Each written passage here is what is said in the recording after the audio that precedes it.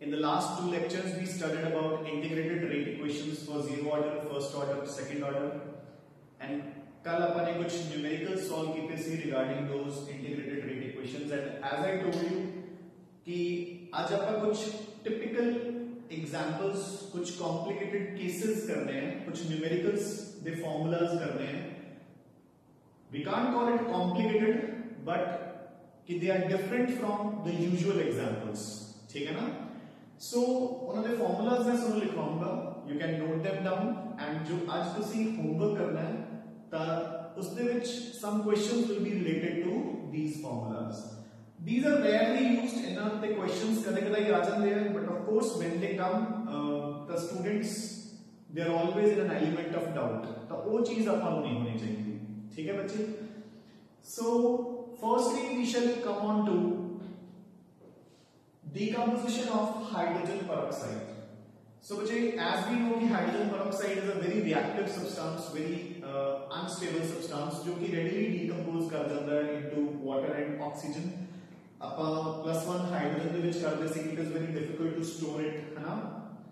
अपन कहते हैं कि it is stored in dark, in wax-lined bottles, and अपन इसके विच negative catalysts भी पाने हैं, acetonylide, phosphoric acid, to de-accelerate the process of decomposition. ठीक है? But still, तुसी जितना मर्जी एहतियात बरत लो, इसने decompose होना ही होता है. So before using the sample of H2O2, upon normally check करते हैं कि how much pure it is, ये खराब तो नहीं होया गया. So बच्चे अपन decomposition कितना check करते हैं इसकी, ठीक है ना? So this is the equation which follows जब hydrogen peroxide is decomposed. So H2O2 decomposes to give water and oxygen. So बच्चे इसको check करेंगे decomposition of hydrogen peroxide को check करेंगे. We have two methods. एक जो अपन इतने डिस्कस नहीं करना, एक जो अपन इतने डिस्कस करना है. जो अपन इतने डिस्कस नहीं करना, that is कि we can check the amount of oxygen present in the sample. अगर अपन को पता चल जाए कि कितनी ऑक्सीजन सैंपल ਦੇ ਵਿੱਚ प्रेजेंट है, ये पॉइंट, तो अपन इजीली पता लगेगा कि कितनी हाइड्रोजन पेरोक्साइड डिकंपोज हो चुकी है. ठीक है? So that is a different method. वो इस चैप्टर का पार्ट नहीं है. ठीक है? Now we shall come on to this chapter. So बच्चे अपन जो सैंपल है उसको KMnO4 ਦੇ ਨਾਲ टाइट्रेट करके, ठीक है, we titrate it with KMnO4 and then we come on to know कि कितनी हाइड्रोजन पेरोक्साइड प्रेजेंट है या कितनी डिकंपोज कर चुकी. So, अच्छा जो KMnO4 के ਨਾਲ रिएक्शन की होती है, that we do in the chapter of D block. ठीक है ना? वैसे तो सी +1 हाइड्रोजन पेरोक्साइड्स भी कर चुके हो KMnO4 the reaction, but in the 10+2, ठीक है, चैप्टर नंबर 7 ਦੇ ਵਿੱਚ ਵੀ ਆਪਾਂ ਕਰਾਂਗੇ in D block elements कि how does KMnO4 react with H2O2. But ਇੱਥੇ point of view ਨਾਲ, from the point of view of this chapter, ਆਪਾਂ ਕੀ ਕਰਾਂਗੇ, ਦੇਖੋ ਜਦੋਂ ਆਪਣੇ ਕੋਲ ਫਰੈਸ਼ ਸੈਂਪਲ ਹੈ, ਇੱਕ ਫਰੈਸ਼ ਸੈਂਪਲ, ਆਪਾਂ ਉਹਦੇ ਵਿੱਚੋਂ ਕੁਝ ਅਮਾਉਂਟ ਆਫ H2O2 सैंपल ਨੂੰ we'll treat with KMnO4. ठीक है? सो ਆਪਾਂ कैलकुलेट करांगे कि उसको पूरी तरह ऑक्सीडाइज करने ਲਈ, you know ना, KMnO4 is an oxidizing agent, तो उसको पूरी तरह ऑक्सीडाइजिंग एजेंट, पूरी तरह ऑक्सीडाइज करने ਲਈ ਆਪਾਂ कितनी वॉल्यूम ऑफ KMnO4 यूज की है. सो देखो volume of KMnO4 used before the reaction, मतलब before decomposition, when the sample is fresh initially, is equal to initial concentration of H2O2. मतलब उਦੋਂ तो फुल है, जितनी मैक्सिमम कंसंट्रेशन हो सकती है ना, जितना कंसंट्रेटेड सॉल्यूशन अपन ने प्रिपेयर किया है. तो स्टार्टिंग ਦੇ ਵਿੱਚ H2O2 डिकंपोज ਤਾਂ ਕੀਤੀ ਨਹੀਂ, ਤਾਂ ਸਟਾਰਟਿੰਗ ਦੇ ਵਿੱਚ ਅਗਰ ਆਪਾਂ ਸੈਂਪਲ ਨੂੰ, ਇੱਕ ਸੈਂਪਲ ਥੋੜਾ ਬਹੁਤ ਲੈ ਕੇ ਉਸਨੂੰ ਆਕਸੀਡਾਈਜ਼ ਕਰਾਂਗੇ, ਤਾਂ it will show you the initial concentration of H2O2. Now let it be ਕਿ ਕੁਝ ਟਾਈਮ ਬੀਤ ਚੁੱਕਿਆ, ਉਸ ਤੋਂ ਬਾਅਦ ਅਗੇਨ ਤੁਸੀਂ ਉਸਦਾ ਸੈਂਪਲ ਲੈ ਕੇ ਉਸਨੂੰ KMnO4 ਦੇ ਨਾਲ ਟਾਈਟਰੇਟ ਕਰੋ. ਹੁਣ KMnO4 ਕੀ ਯੂਜ਼ ਹੋਏਗਾ, ਥੋੜਾ ਜਿਹਾ ਘੱਟ. क्यों कट? क्योंकि KMnO4 ने ऑक्सीडाइज किसको करना है, हाइड्रोजन पेरोक्साइड ਨੂੰ, ਤੇ हाइड्रोजन पेरोक्साइड डिकंपोज करके उसकी मात्रा की हो चुकी है, डिक्रीज हो चुकी है. So volume of KMnO4 used after time t is equal to the amount of H2O2 left at time t. उस टाइम पे जितनी H2O2 होएगी, ठीक है। उस टाइम पे जितनी H2O2 होएगी उसी हिसाब नाल KMnO4 यूज होएगा। So V naught O KMnO4 दी direct it is directly proportional to the initial concentration of H2O2। So जो V नॉट है volume used initially it is directly proportional to initial concentration of H2O2। Initial concentration जो volume use हुई है at time t that is directly proportional to H2O2 दी concentration left at time t। ਤੇ ਆਪਾਂ ਨੂੰ ਇਹ ਚਾਹੀਦੀ ਹੁੰਦੀ ਹੈ, ਆਪਾਂ ਕੀ ਕਹਿੰਦੇ ਹੁੰਦੇ ਆ ਕਿ first order rate equation is k is equal to 2.303 upon t log of initial concentration upon final concentration, that's it। ठीक है। सो अपन ਨੂੰ इनिशियल ਆਪਾਂ ਨੂੰ ਉੱਥੇ ਕੀ ਦਿੱਤਾ ਹੋਏਗਾ ਬੱਚੇ, ਜੋ ਕੁਐਸਚਨ ਆਏਗਾ ਉਸ ਦਿੱਤਾ ਹੋਏਗਾ ਕਿ H2O2 ਦਾ ਸੈਂਪਲ ਟੈਸਟ ਕਰਨ ਲਈ ਸਟਾਰਟਿੰਗ ਦੇ ਵਿੱਚ KMnO4 ਦੀ ਐਨੀ ਵੋਲਿਊਮ ਯੂਜ਼ ਹੋਈ ਐਂਡ ਐਂਡ ਦੇ ਵਿੱਚ ਜਾਂ ਆਫਟਰ ਟਾਈਮ t ਐਨੀ ਯੂਜ਼ ਹੋਈ, ਤਾਂ ਉਹ ਵੋਲਿਊਮ ਆਪਾਂ ਨੇ ਇੱਥੇ ਪੁੱਟ ਕਰਨੀ ਹੈ ਬਿਕੋਜ਼ ਜੋ V0 ਹੈ it corresponds to initial concentration and Vt है it corresponds to concentration of H2O2 after time t। You got it? So that was about the first order decomposition of H2O2। Our second example is about the inversion of cane sugar। ਹੁਣ ਬੱਚੇ ਪਹਿਲਾਂ ਮੈਂ ਤੁਹਾਨੂੰ ਦੱਸ ਦਵਾਂ ਕਿ what do you mean by it। वैसे this inversion will come in chapter number 10 alcohols। we'll study this in detail कि reaction कितना होती है, but ਇੱਥੇ ਆਪਾਂ ਨੂੰ reaction ਨਾਲ ਕੋਈ ਮਤਲਬ ਨਹੀਂ ਹੈ, ਠੀਕ ਹੈ ਨਾ। ਇੱਥੇ ਆਪਾਂ ਸਿਰਫ ਇੱਕ numerical point of view ਨਾਲ ਕਰ ਰਹੇ ਹਾਂ, but just to understand कि terms ਕੀ ਹੈ ਇਹ I'll just tell you in brief about the theory। so देखो जो सुक्रोज ਆਪਾਂ खाने हैं घरे जो शुगर ਹੁੰਦੀ है C12H22O11। so this is the reaction C12H22O11 plus water, it breaks down to give glucose C6H12O6 plus fructose C6H12O6, both are isomers in the presence of enzyme invertase। हम देखो बच्चे this is called sucrose, ठीक है। इसकी optical rotation it is dextrorotatory in nature, it is dextrorotatory in nature and इसकी optical rotation is plus 66.5 degrees the optical rotation, ठीक है। clockwise rotation at an angle of plus 66.5। products are glucose and fructose जिसके ਵਿੱਚੋਂ glucose the optical rotation is plus 52.5 degree and fructose is minus 92 degree। so अपन को clearly दिख रहा है कि glucose is dextrorotatory and fructose is levorotatory, but जो fructose का optical rotation का angle है that is more than glucose, magnitude ज्यादा है। so जो product है this overall product is levorotatory in nature। so बच्चे मैं भी कह सकता ना कि after it's hydrolysis sucrose the optical rotation की होगी inverse and that is why आप सुक्रोज को एक और नेम देते हैं केन शुगर के नाम नाल invert sugar. We also call sucrose as invert sugar. So invert sugar बच्चे एंड दैट इज व्हाई जो एंजाइम इसके ऊपर एक्ट करता है उसका नेम क्या होता है इनवर्टेज। ये अपन को काफी बार आऊंगा सिलेबस ਇੱਥੇ भी आ गया, अल्कोहल्स भी आएगा and chemistry in everyday life biomolecules वगैरह भी आएगा। नाउ चलो क्या will come to the topic. So बच्चे दिस इज इस ऑप्टिकल रोटेशन के बेस पे ये न्यूमेरिकल सॉल्व करते हैं अपन, ठीक है ना। So you just have to remember, देखो बच्चे सो थे क्वेश्चंस की दिता होएगा। सो स्टार्टिंग ਦੇ ਵਿੱਚ ਇੱਕ ऑप्टिकल रोटेशन ਦਿੱਤੀ ਹੋਏਗੀ इनिशियली ऑफ द मिक्सचर कितनी r0, ठीक है। टाइम t ਤੇ कितनी है rt optical rotation at time t and then at time infinity, यानी कि देखो इंफिनिटी के उत्तर अपन ने क्या ਸੀ ਨਾ कि फर्स्ट ऑर्डर ਜਿਹੜੀ रिएक्शन ਹੁੰਦੀ ਹੈ ਉਹ ਕਦੇ ਕੰਪਲੀਟ ਨਹੀਂ ਹੁੰਦੀ, it takes infinite time to complete, ठीक है ना। सो इंफिनिटी पे अपन कहते हैं optical rotation at time infinite is equal to r infinity, ठीक है। Now you need to remember the part जो तुसी ध्यान च रखना है कि initial concentration of sucrose is equal to r initial minus R infinity and concentration of sucrose ਜਿਹੜੀ react ਕਰ ਜੇਗੀ ਇਹ ਤਾਂ ਉਹ ਹੀ ਹੈ ਜਿਸ ਨੂੰ ਆਪਾਂ ਕਹਿੰਦੇ ਹੁੰਦੇ ਆ ਬੱਚੇ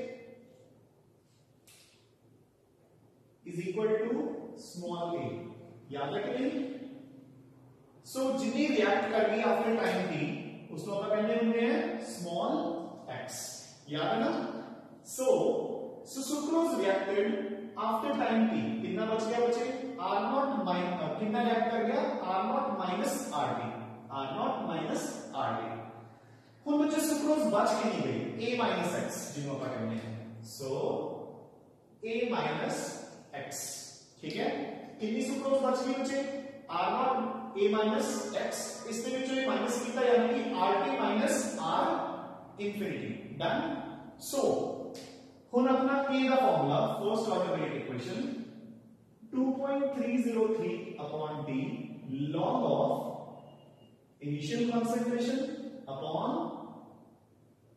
final concentration of the reactant ਆਪਾਂ ਦਾ वैल्यूज ਉੱਥੇ पुट ਕਰਾਂगे so this implies so इस वैल्यूज पुट करके बच्चे आपने को किया जाएगा initial concentration of sucrose r0 minus r infinity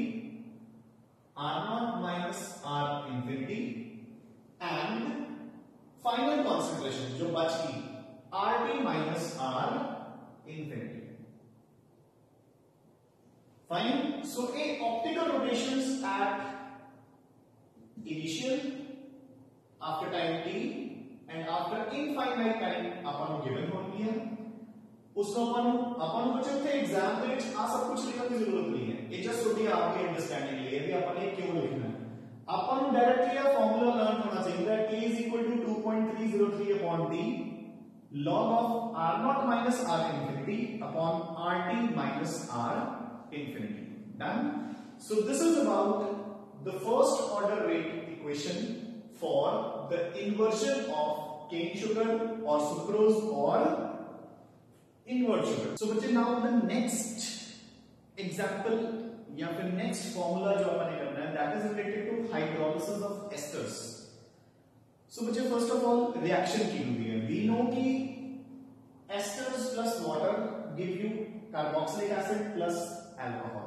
in the presence of कोई भी inorganic acid यानी कि जिन्हें HCl H2SO4 as a catalyst अपन पता ना तो ऑर्गेनिक्स करते हैं कि acid plus alcohol gives you ester plus water तो सिमिलरली अगर एस्टर ਦੇ ਵਿੱਚ ਵਾਟਰ ਪਾ ਦੋਗੇ ਦੁਬਾਰਾ ਤਾਂ it will give you acid plus alcohol ਠੀਕ ਹੈ ਨਾਓ ਹੁਣ ਦੇਖੋ ਬੱਚੇ ਆਪਾਂ ਇਸ ਨੂੰ ਕਿੱਦਾਂ ਫਾਈਂਡ ਆਊਟ ਕਰਦੇ ਹਾਂ ਕਿ ਐਸਟਰ ਦੀ ਇਨੀਸ਼ੀਅਲ ਕਨਸੈਂਟ੍ਰੇਸ਼ਨ ਕਿੰਨੀ ਸੀ ਔਰ ਫਾਈਨਲ ਕਨਸੈਂਟ੍ਰੇਸ਼ਨ ਕਿੰਨੀ ਹੈ ਇਹਦੇ ਵਿੱਚ ਪ੍ਰੋਬਲਮ ਕੀ ਆਉਂਦੀ ਹੈ ਆਪਾਂ ਸੀਡੋ ਮੋਲੀਕੂਲਰ ਰਿਐਕਸ਼ਨ ਕੀਤੀ ਸੀ ਯਾਦ ਹੈ ਉੱਥੇ ਐਗਜ਼ਾਮਪਲ ਕੀ ਸੀ ਆਪਣੀ ਕਿ ਆਪਾਂ ਵਾਟਰ ਨੂੰ plenty च यूज करते हैं so plenty च water को यूज करने का मतलब क्या है कि it is difficult to calculate the concentration of the solution so ਹੁਣ ਆਪਾਂ ਨੂੰ ਇੱਥੇ initial ਤੇ final concentration of ester ਕਿਵੇਂ ਪਤਾ ਚੱਲਦੀ ਹੈ ਆਪਾਂ ਇੱਥੇ ਜੋ ਵੀ ਆਪਣਾ solution ਹੈ उसको titrate करते हैं by using NaOH NaOH की बच्चे एक base will react with acid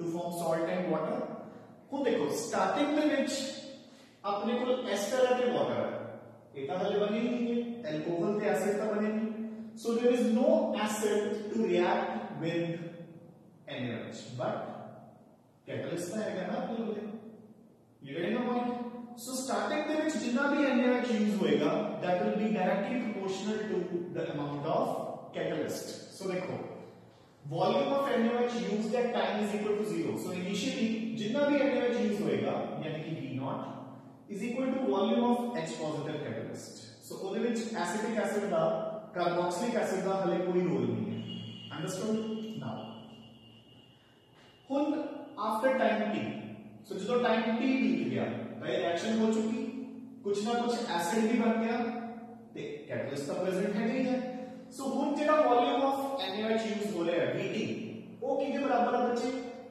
H positive catalyst plus volume of RCOOH you getting a point ਹੁਣ अगर मैं volume of RCOOH कैलकुलेट करनी है अगर मैं वॉल्यूम ऑफ RCOOH कैलकुलेट करनी है तब मैंने इस इनिशियल कॉन्सेंट्रेशन को ਇਹਦੇ ਚੋਂ माइनस करना होगा। देखो ना Vt is equal to H positive plus RCOOH, यानी कि RCOH is equal to Vt minus H positive। तब Vt जो है V0, क्योंकि V0 is equal to H positive, तब Vt जो V0 माइनस कर दूंगा, Vt minus V0 is equal to volume of RCOOH। Now जेड़ा ये Vt minus V0 आ गया, this is also equal to volume of ester reactant, क्योंकि acid उतना ही बनेगा जितना एस्टर रिएक्ट करेगा। You getting a point? So मैं हुन Vt minus V0 को ये कैलकुलेट कर लिया कि मेरा एस्टर कितना रिएक्ट कर गया, यानी कि मेरे को केडी वैल्यू आ गई x।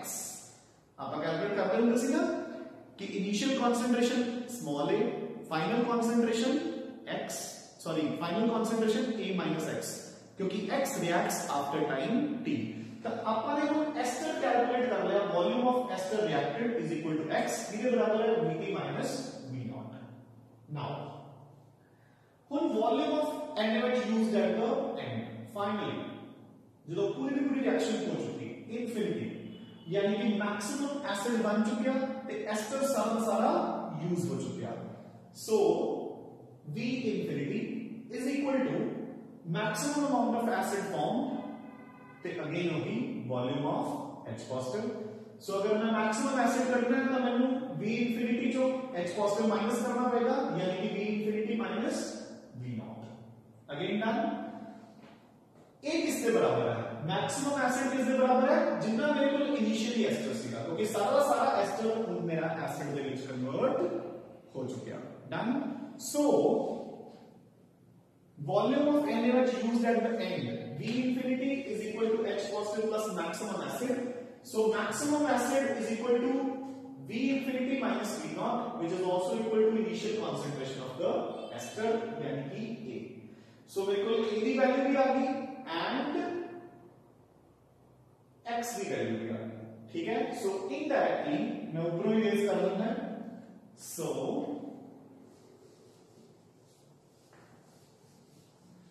बच्चे इनिशियल कॉन्सेंट्रेशन मेरे पास कितनी आ गई? V infinity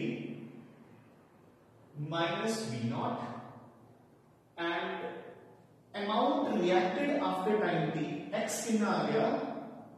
Vt minus V0। Done. तो अपने पास फर्स्ट ऑर्डर रेट इक्वेशन की होती है k is equal to 2.303 upon t log of initial concentration upon final concentration of the reactant। Fine। Now initial concentration को अपन की फिल कर दे हमने A, final concentration को अपन की फिल कर दे हमने बच्चे A minus x। याद है सबको? Now इतो मैं A minus x की वैल्यू कैलकुलेट कर लूंगा। So V infinity minus V0 minus Vt minus V0। Fine। So किसके बराबर आ जाएगा बच्चे? V infinity minus Vt। So मैं A minus x की वैल्यू कैलकुलेट कर ली।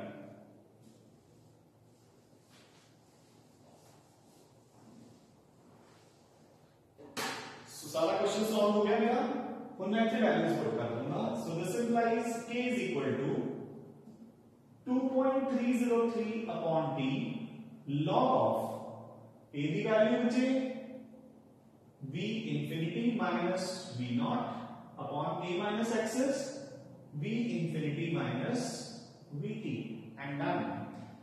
ठीक है। सो अगेन जो सोल्यूशन न्यूमेरिकल आएगा, सो क्वेश्चन इतना ही आएगा कि during the hydrolysis of esters the volume of NaOH used at the beginning दिता होगा, at infinity दिता होगा and regular time intervals पे दिता होगा। You getting a point? V infinity given होगा, V0 given होगा and regular time intervals दिता होगा। तो आप उसके अकॉर्डिंग अपनी वैल्यूज पुट करनी होंगी। एंड अगेन आई रिपीट कि जो मैं ਤੁਹਾਨੂੰ ਹੋਮਵਰਕ ਦੇ ਵਿੱਚ क्वेश्चन ਦਿੱਤੇ हैं उन्होंने दो क्वेश्चन एग्जाम्पल्स मिल जाएंगे so that you can factors. So बच्चे, the next and the last example for this part is अगर अपने को रिएक्शन कोई गैसियस फेज हो रही है, गैसियस फेज मींस अपने को रिएक्टेंट्स भी गैसेस है एंड प्रोडक्ट्स भी गैसेस है, ठीक है। नाउ एक क्वेश्चन में एक एग्जांपल या एक टाइप में ਸਾਨੂੰ ਉਦੋਂ ਮੈਂ ਕਰਵਾਈ ਵੀ ਸੀ ਜਦੋਂ ਆਪਾਂ ਨੇ ਮੈਂ ਫਾਰਮੂਲਾਸ ਜੌਟ ਡਾਊਨ ਕੀਤੇ ਸੀ ਕੱਲ ਵਾਲੇ ਲੈਕਚਰ ਤੋਂ ਪਹਿਲਾਂ, ਠੀਕ ਹੈ। But again since we are discussing all the types ਤਾਂ ਆਪਾਂ ਇੱਕ ਵਾਰ ਫਿਰ ਤੋਂ ਡਿਸਕਸ ਕਰ ਰਹੇ ਹਾਂ। ਤਾਂ ਦੇਖੋ ਕੋਈ ਵੀ ਰਿਐਕਸ਼ਨ ਆਪਣੇ ਕੋਲ ਜੋ ਗੈਸੀਅਸ ਫੇਜ਼ ਹੋ ਰਹੀ ਹੈ, ਲੈਟ ਇਟ ਬੀ ਕਿ A gives you B plus C, ਸੋ ਤੁਸੀਂ ਦੇਖ ਲਓ ਕਲੀਅਰਲੀ ਕਿ ਤਿੰਨੋਂ ਦੇ ਤਿੰਨੋਂ ਆਰ ਗੈसेस, ਠੀਕ ਹੈ ਨਾ। ਨਾउ ਲੈਟ ਦ ਇਨੀਸ਼ੀਅਲ ਪ੍ਰੈਸ਼ਰ ਆਪਾਂ ਨੂੰ ਗਿਵਨ ਹੈ ਉੱਥੇ PI, ਆਪਾਂ न्यूमेरिकल भी सॉल्व किया ਸੀ ਕੱਲ इसी चीज ਨਾਲ related. Total pressure at any time t is given as PT। सो जो अपने फर्स्ट ऑर्डर रेट इक्वेशन लगानी है that K is equal to 2.303 upon T log of initial pressure upon 2 into initial pressure minus PT। ਹੁਣ ਦੇਖੋ ਬੱਚੇ ਆਪਾਂ ਇਹ ਕਿਵੇਂ ਯੂਜ਼ ਕਰਦੇ ਹਾਂ। ਦੇਖੋ ਸਟਾਰਟਿੰਗ ਦੇ ਵਿੱਚ ਜੋ ਵੀ ਪ੍ਰੈਸ਼ਰ ਹੈ PI initial pressure, that is all due to A, getting a point? So initial pressure, so initial concentration A naught no अपना PI के बराबर ले लिया, this is equal to A, ठीक है। लेट उस दे विचों x को रिएक्ट कर गया जिदे करके x प्रेशर डिक्रीज कर गया। सो लेट इट बी अपन कहते हैं कि late small p is the decrease in pressure after time t of A। so A ਦੇ pressure ਚੋਂ small p decrease ਕਰ ਗਿਆ, so कितना बच गया बच्चे। so उस टाइम A ਦਾ pressure कितना होया, so pressure of A is equal to initial pressure minus small p, initial pressure small minus small p। हुन इस दौरान अपने को इन्हां दा प्रेशर कितना बन चुका है बच्चे, ठीक है ना। इन्हां दा प्रेशर कितना बन चुका, so pressure of B is equal to small p, जिन्ना दा डिक्रीज होया ना बन गया। Pressure of C is equal to again small p, ठीक है। Total pressure, so P total this plus this यानी कि PI minus P plus T, सो ये कितना बन गया PI plus T। You getting a point. So अपने को टोटल प्रेशर आ चुके हैं बच्चे PI प्लस T। मेरी बात समझ आई कि नहीं। अपने टोटल प्रेशर कैलकुलेट कर लिया आफ्टर द रिएक्शन। आपने को पहला किसी देखो इनिशियल प्रेशर PI, वो तो सिर्फ A का स्टार्टिंग का प्रेशर सीगा, ठीक है। तो अपने स्टार्टिंग का प्रेशर ले लिया, ठीक है। आफ्टर टाइम t उसने जो स्मॉल p डिक्रीज कर गया, रिएक्ट कर गया A, तब स्मॉल p डिक्रीज कर गया, तो उनमें प्रेशर B और C का डेवलप हो गया, यानी कि PB एंड PC का प्रेशर कितना हो गया small p and small p।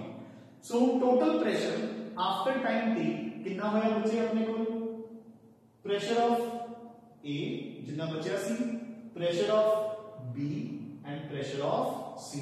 So total add करके कितना आ गया PI plus P, getting a point, PI plus P। सो बच्चे बिल्कुल इथों स्मॉल p की वैल्यू कितनी आ गई P total minus P of total minus P initial. ये स्मॉल p की है जिन्ना रिएक्ट कर गया आफ्टर टाइम t, यानी कि जिन्हों पर की लेने होने हैं स्मॉल x, याद है ना। So this is basically equal to small x। Then हुन मेरे को x की वैल्यू भी आ गई और मेरे को a की वैल्यू भी आ गई। हुन देखो, so basically I have calculated, so देखो बच्चे मेरे को a की वैल्यू आ गई PI, x की वैल्यू आ गई मेरे को P टोटल माइनस PI।